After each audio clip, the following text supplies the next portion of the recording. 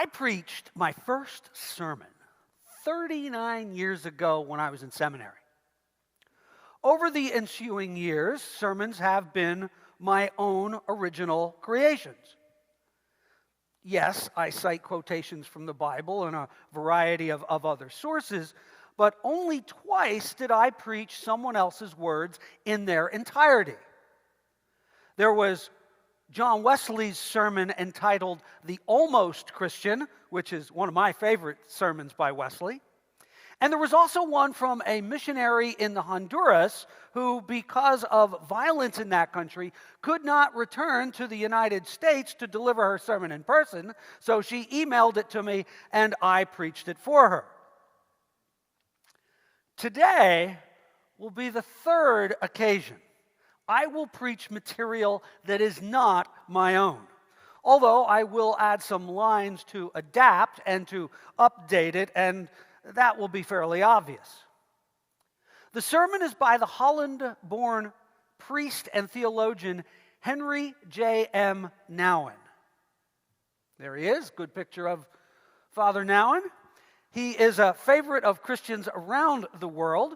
Father Nouwen studied in the United States. He was a popular teacher at Harvard and Yale Schools of Divinity and a prolific author on topics of Christian spirituality.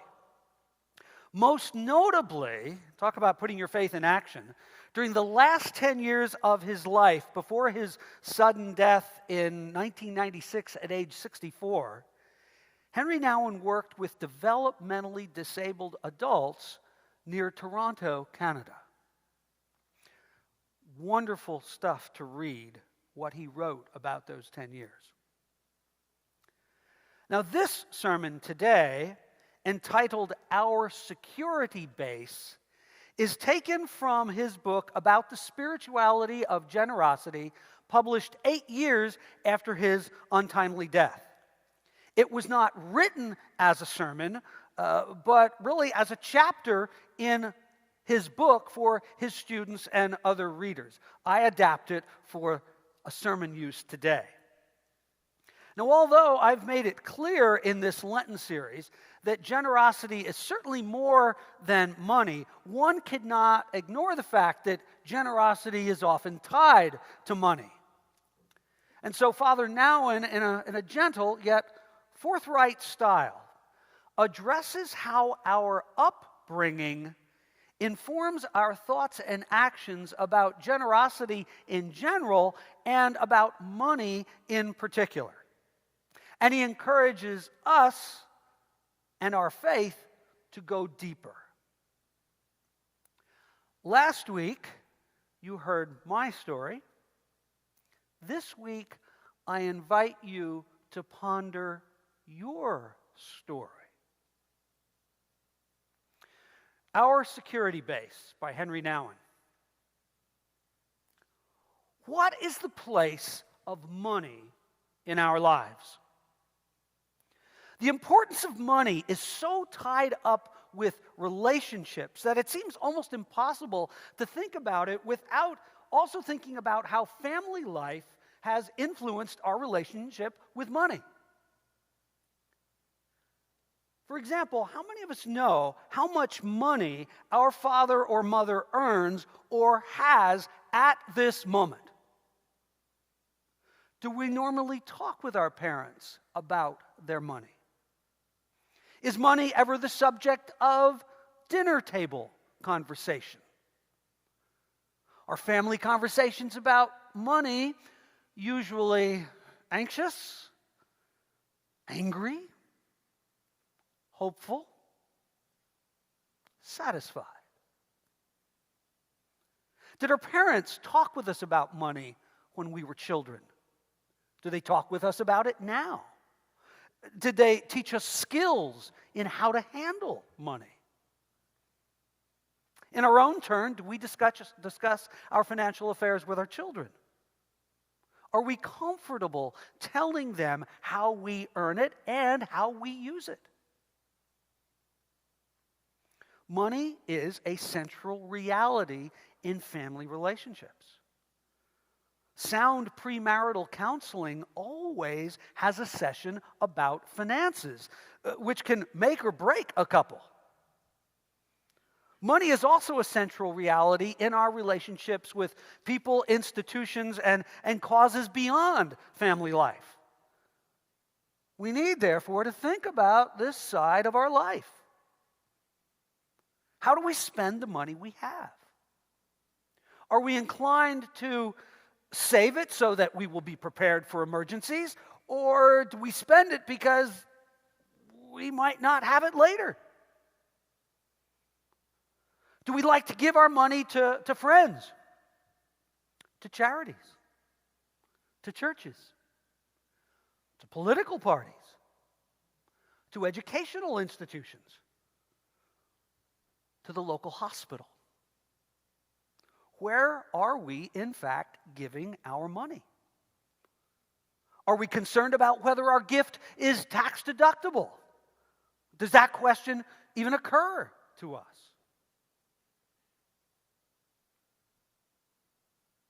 How would we feel if people used the money we gave them in ways other than those for which we gave it? I mean, imagine having $1,000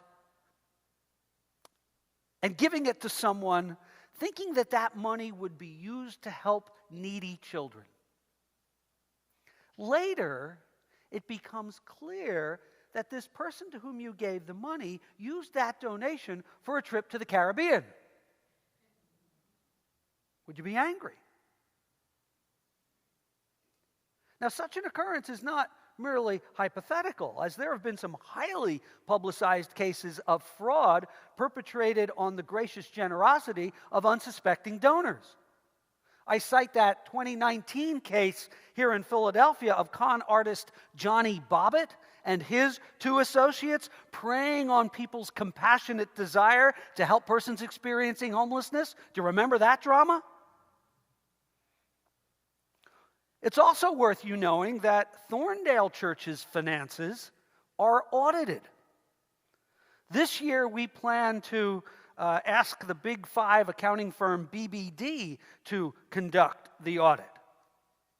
You're welcome to see that audit when it's completed. Just ask. I mean, it's your money, right?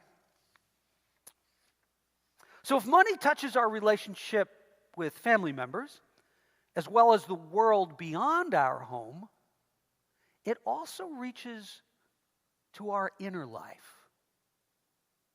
It's interesting that the phrase personal worth can mean both the extent of our financial assets and our value as a human being.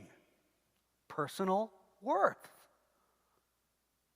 Once again, some questions may be in order to explore this aspect of our relationship with money. How does having or not having money affect our self-esteem, our sense of value? I mean, do we feel good about ourselves when we have a lot of money? Conversely, if we do not have much money, do we feel kind of bad about ourselves? Is a low or even a modest income a source of some embarrassment? Or do we think money doesn't matter at all? Money and power go together. There's a real relationship between power and one's sense of self-worth. Do we ever use money to control people or events?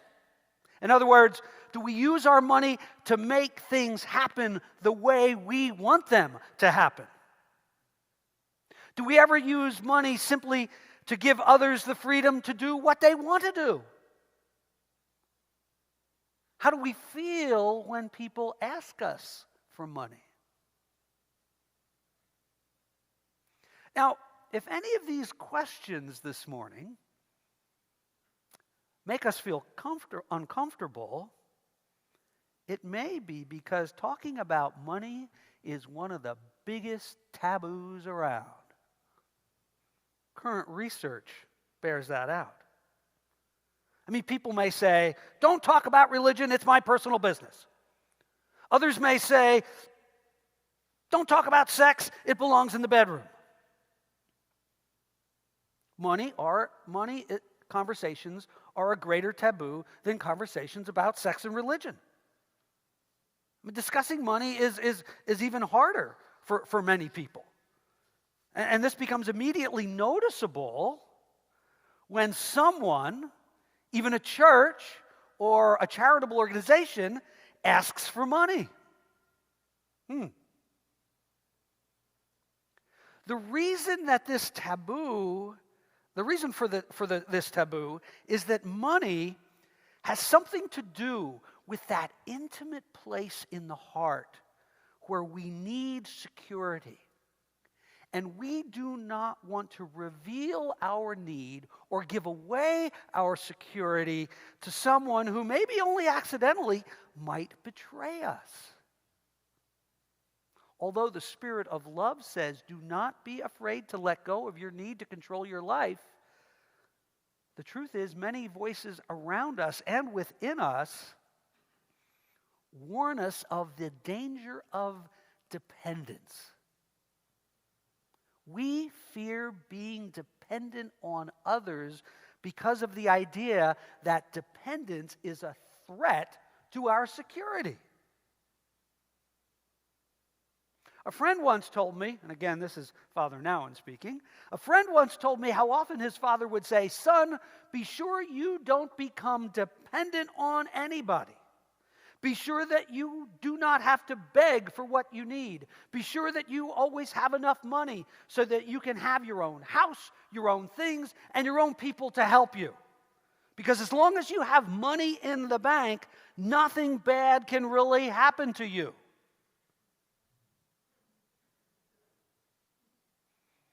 In the Lord's Prayer, Jesus prayed, "Forgive us our debts as we forgive our debtors."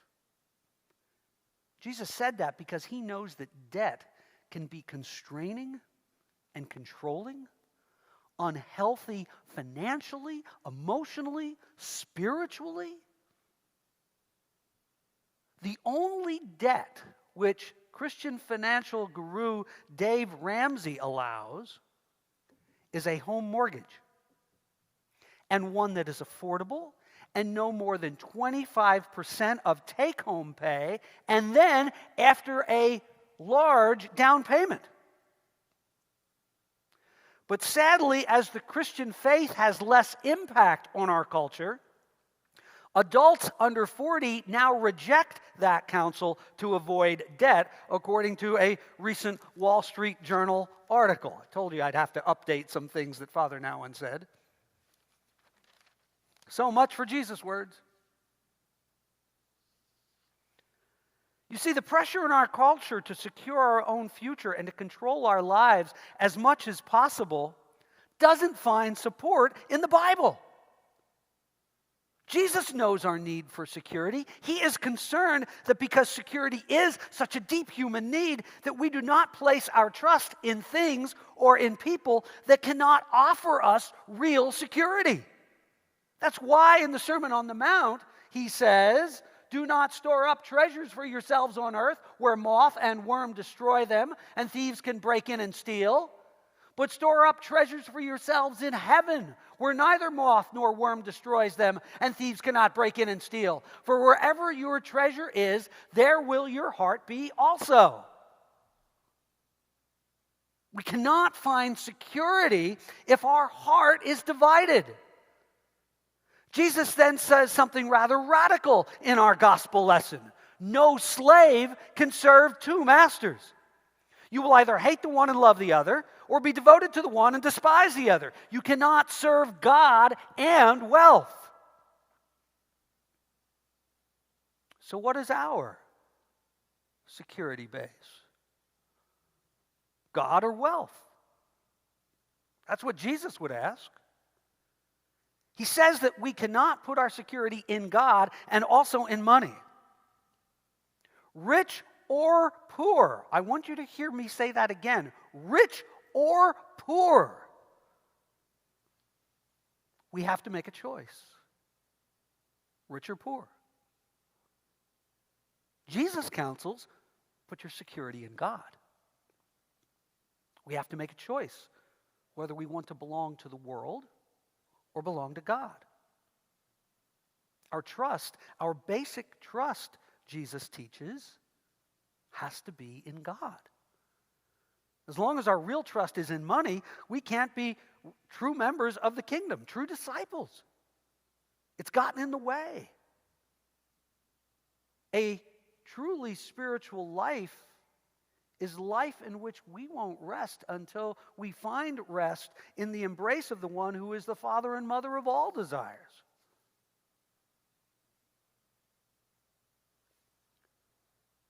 All the questions asked today were simply to help us reflect, be introspective, and consider whether we are putting our security in money. As we heard in our Proverbs lesson, those who trust in their riches will wither, but the righteous will flourish like green leaves. A lot of green out there today, huh? What is the true base of our security? In the name of the Father, and of the Son, and of the Holy Spirit. Amen.